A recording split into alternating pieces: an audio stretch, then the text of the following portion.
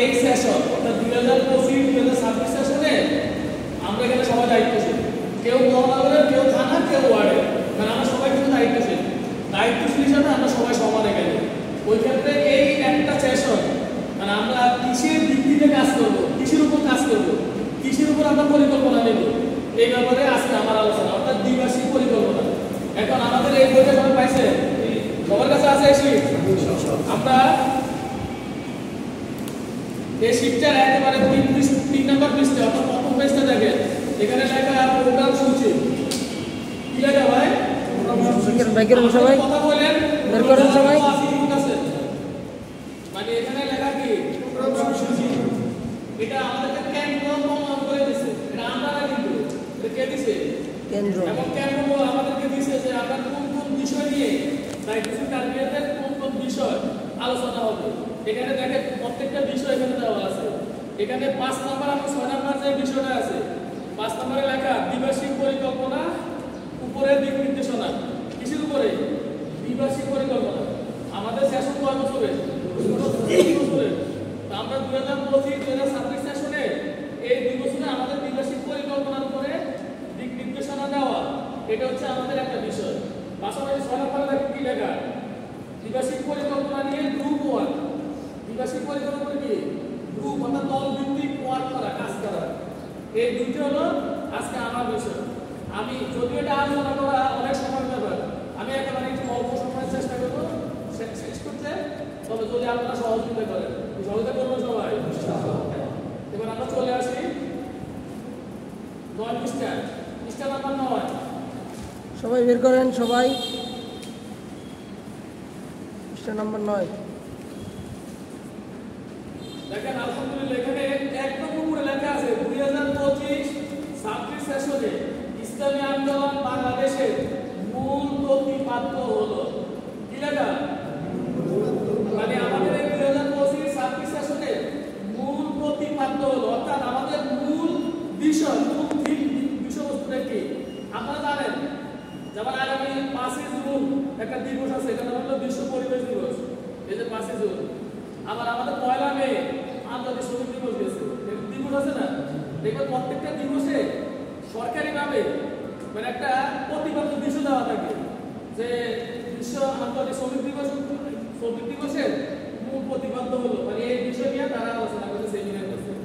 এখন আমাদের 2025-26 সেশনে যারা আমরা ইসলামী আন্দোলন বাংলাদেশের দায়িত্বশীল যে পর্যায়ে আমাদের একটা মূল প্রতিপাদ্য বিষয় দিয়ে দিয়েছে, অর্থাৎ এই সেশনে আমরা কি কাজ করব, মূল বিষয়বস্তু মানে সারাংশটা এই একটা বাক্যে দিয়েছে, মাত্র 3টা শব্দ, একটা বাক্য। কি?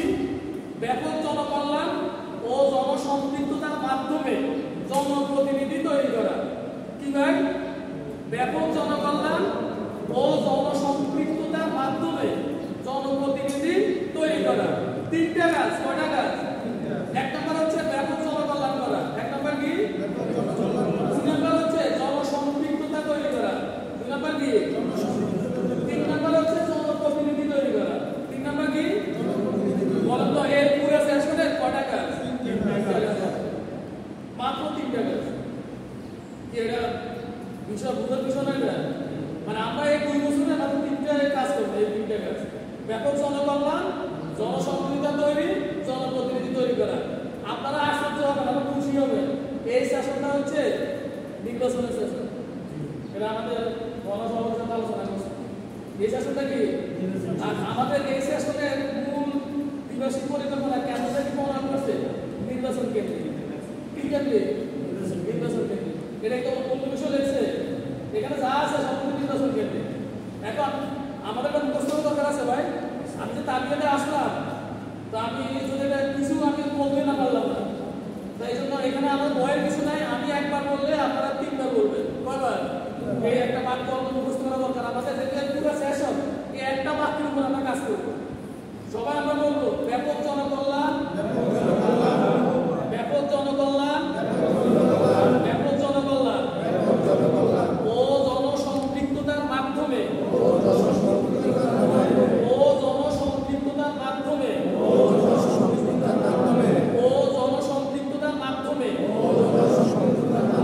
জনপ্রতিনিধি তৈরি করা, জনপ্রতিনিধি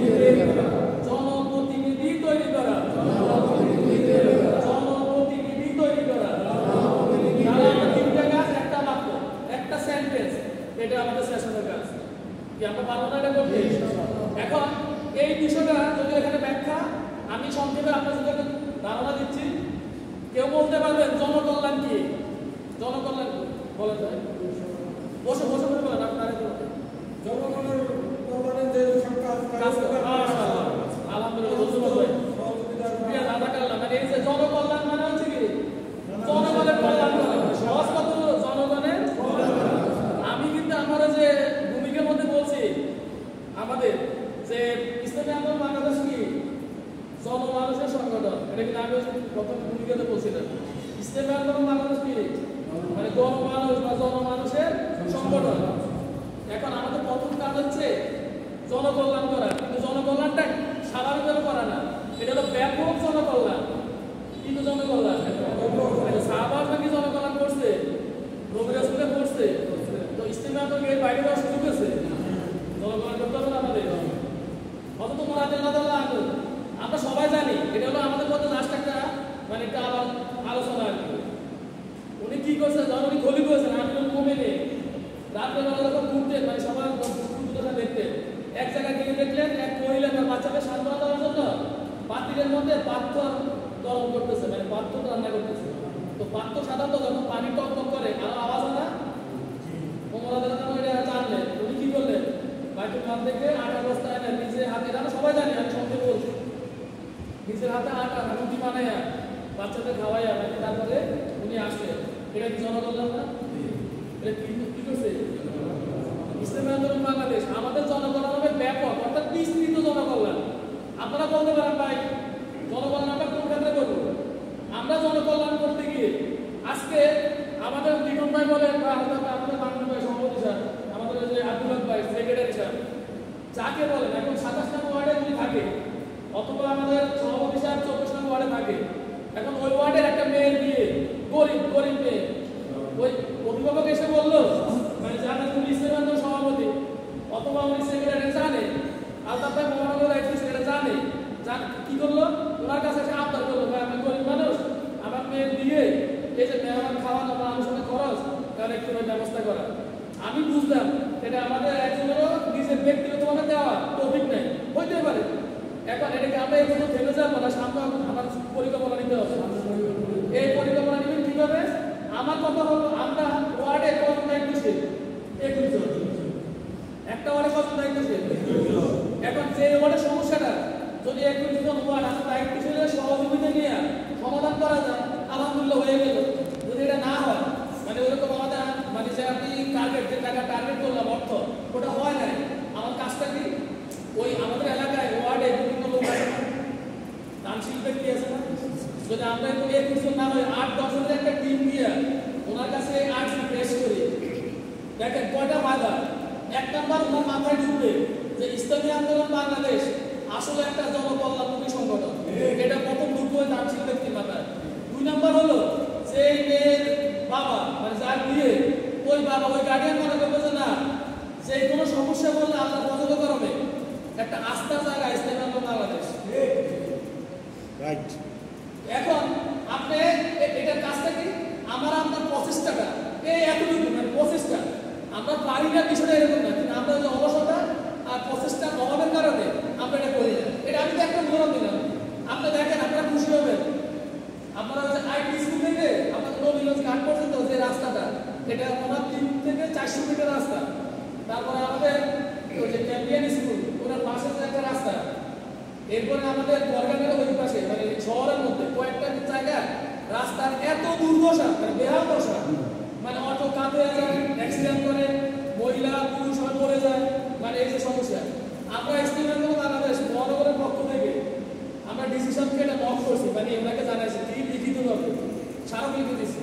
আমরা সিটি কর্পোরেশনে ওই যে আপনাদের বন্দরে পানি সমস্যা, দ্রুত পানি ময়লা শহরের মধ্যে, আপনাদের বন্দরের সমস্যা ছিল, এটা নিয়ে আমরা সিটি কর্পোরেশনের সামনে মানববন্ধন করছি, প্রশাসক সাহেবকে আমরা স্মারকলিপি দিচ্ছি। ফাটাটা কি হয়েছে দেখেন, রাস্তা করা কত ওই টাকা আমরা পারি নাই, কিন্তু ওটা করার জন্য যে কাজটা পদক্ষেপ নেওয়া দরকার এটা আমরা নিয়েছি। এখন আলহামদুলিল্লাহ আমাদের সামনে ডিসি সাহেব যারা এটার সাথে সংশ্লিষ্ট, ওনাদেরকে বলছে যে ওই রাস্তা বলছে মানে কেন হয় না, কেন এই সমস্যা। তো একজনে বললো যে সিটি কর্পোরেশনের সচিব যে আমরা এটা টেন্ডার হয়ে গেছে, কাজ করবে। আমরা আবার বললাম যে স্যার টেন্ডার হয়েছে কাজ করবে না, ঠিক আছে, সমস্যা নাই, কিন্তু এখন যে অবস্থা প্রতিদিন দুর্ঘটনা ঘটে এটা তো একটা সমাধান করা দরকার। এই জন্য অন্তত কিছু খোয়া অথবা পানি দিয়ে এটা যেন একটা সমাধান করা হয়। তখন কিন্তু ডিসি সাহেব সাথে সাথে তাদেরকে বলছে যে এই ব্যবস্থা করেন। আলহামদুলিল্লাহ মোটামুটি ওই রাস্তা মানে চলার মতো একটা বুঝি হয়েছে। এটা কে নেবে?